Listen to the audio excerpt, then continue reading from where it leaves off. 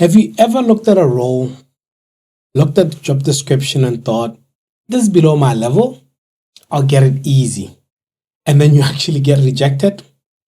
Here's the very uncomfortable truth. Being overqualified isn't a compliment when it comes to hiring. It's a risk label. And the worst part is, recruiters almost never tell you the real reason why they've rejected you. So what exactly are they scared of?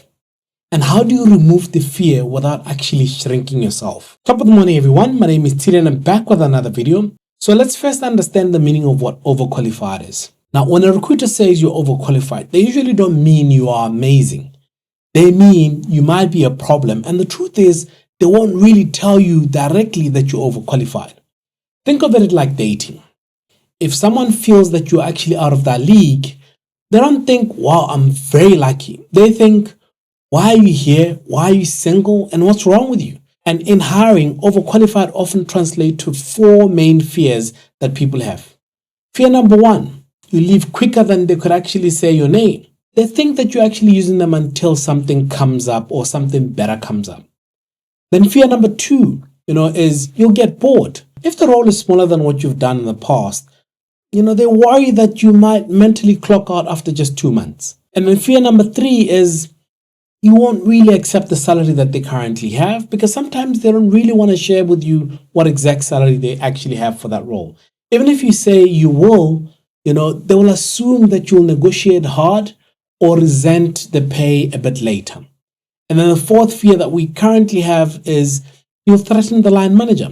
I know this one is a bit of a spicy one, but really, some managers feel very insecure if the CV looks like you could do that job better or you could do even that manager's job better. Here's my question for everybody that's actually watching this video. Have you ever been told or found out that you're actually overqualified or got that random rejection that really doesn't make sense? Please share in the comments so that we can actually discuss it a bit later. Now that we actually know what overqualified really means, let's try and talk about the mistake that actually silently confirms their fears before you even speak to any human. The CV mistake that tends to trigger those rejections instantly. Overqualified candidates often, write their CVs like it's a trophy cabinet. The awards, those amazing big titles, huge budgets, massive teams, global impact. It looks very impressive, yes. But to the wrong person or to the wrong hiring manager for this role, it can scream, I'm not staying and I'm gunning for your job or your manager's job. And here's the twist. Recruiters aren't really asking, can you do the job? Most of the time, they know you can do the job. They're asking, will you do the job happily for the next 12 to 24 months? Because sometimes that's what they measure on. So if your CV looks like you are applying for a role beneath what you can do, and you don't actually explain why, it creates a gap that people tend to fill for themselves. And humans always fill those gaps with fear. There's a way that you can actually try and match your CV to the level of the role without actually dumbing it down, but translating it in such a way that it makes sense. Instead of leading with, led a department of 40 across 3 regions, lead with what matters to this job right now. For example, improve customer response time by 32% through a process of redesign. Same achievement, different framing. One feels like a leader passing through, the other feels like a problem solver who actually belongs to that particular role. And here's the one line that actually changes everything. Add a short profile section that answers the questions they're afraid to normally ask, or sometimes that they will not ask. You can add something that sounds like, I'm intentionally targeting hands-on roles where I can actually deliver impact directly, and I'm looking for a stable position in a company where I can actually grow and learn new things. That's your CV. But the biggest damage usually happens in the interviews because overqualified candidates accidentally communicate the wrong energy, and that actually gets them to be booted out of that job interview immediately before they could even, finish saying, when can I sign? The interview behavior that actually makes you look like you're a flight risk normally comes in very different ways. It comes where a lot of overqualified candidates often say things like, I'm open to anything, or I just need something for now, or I'm exploring options, and this seems like a good opportunity while I figure out my next steps.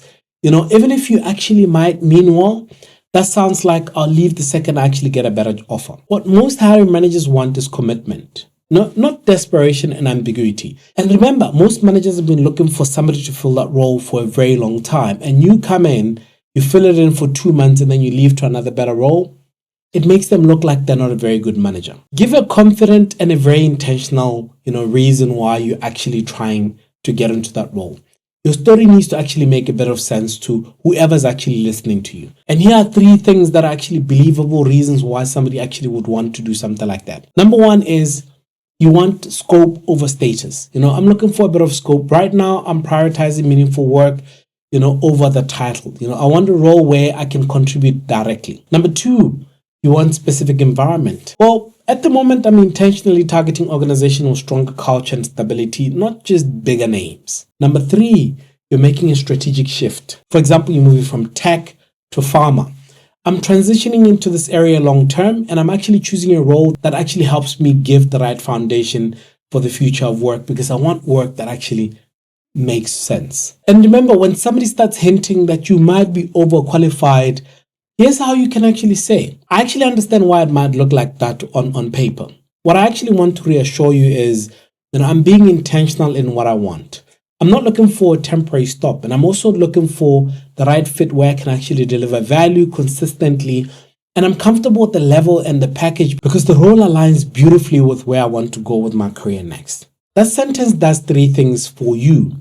1, it shows your self-awareness. You are aware of exactly what you want from a career point of view. It explains the motivation, and it removes the flight risk. Now, let's talk about the part that no one ever says out loud, the ego and that insecurity that some people have. The real hidden reason why you're actually making someone feel a bit smaller than you would actually like to. Sometimes you're not actually being rejected because of your skills.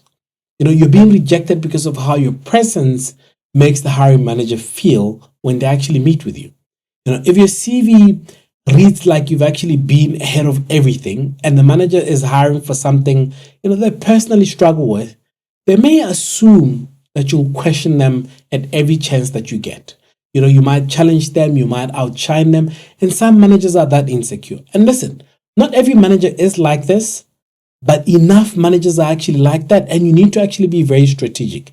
Communicate collaboration, not dominance. In the interview, emphasize how you can actually support teams, how you align, how you build, and how you enable your leaders in whatever role that you're actually doing. So instead of saying, I led, I drove, I transformed, try and balance it with I partnered, I supported, I helped the team deliver, I worked closely with, because that way it starts showing that you're actually more of a collaborative person instead of just somebody who's going to take over. You're still competent, you're just not coming across as the corporate wrecking ball that's going to come in and make this person feel like they should give you that role in that manager's role. And guys, if this is hitting home, here's a question for you. Do you think that your CV makes you look powerful, or does it actually make you look like you're passing through? Be honest with yourself. Now, let me actually show you how to actually apply for roles that you're actually overqualified for without getting filtered out before you even get a chance to get into that job interview. Use targeted CV version for lower level roles. The real thing is, guys, we always say, the same truth, different emphasis, focus on the relevant outcomes, not seniority flexing.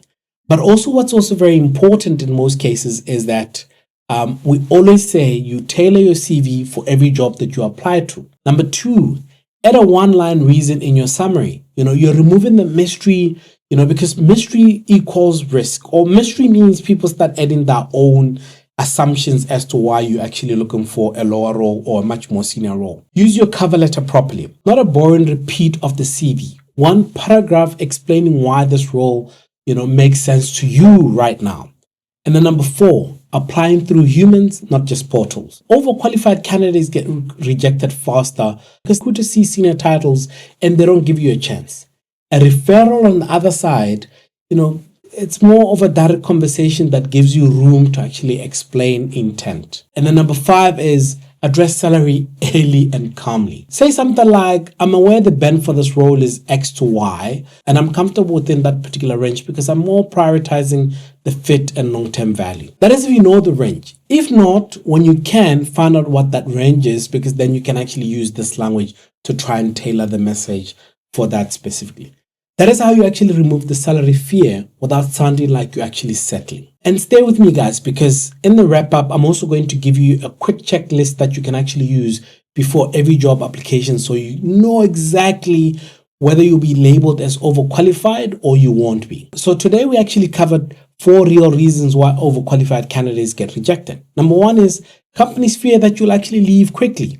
Number 2, your CV might look like a temporary stop, not a committed choice. Number 3 is your interview answers may sound uncertain or very short term.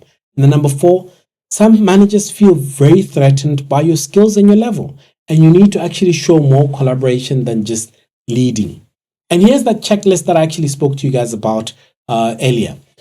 First thing that you need to do in your checklist is, does your CV look like you're actually looking for this level of role? Number 2, have I explained why this role makes sense now to whoever is reading my CV? Number 3, do my examples show commitment, not boredom? And then number 4, can I say what my salary expectations are without any hesitation?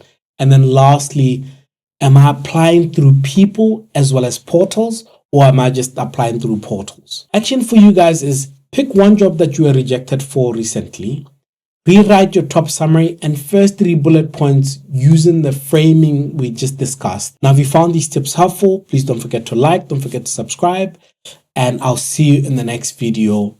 Peace.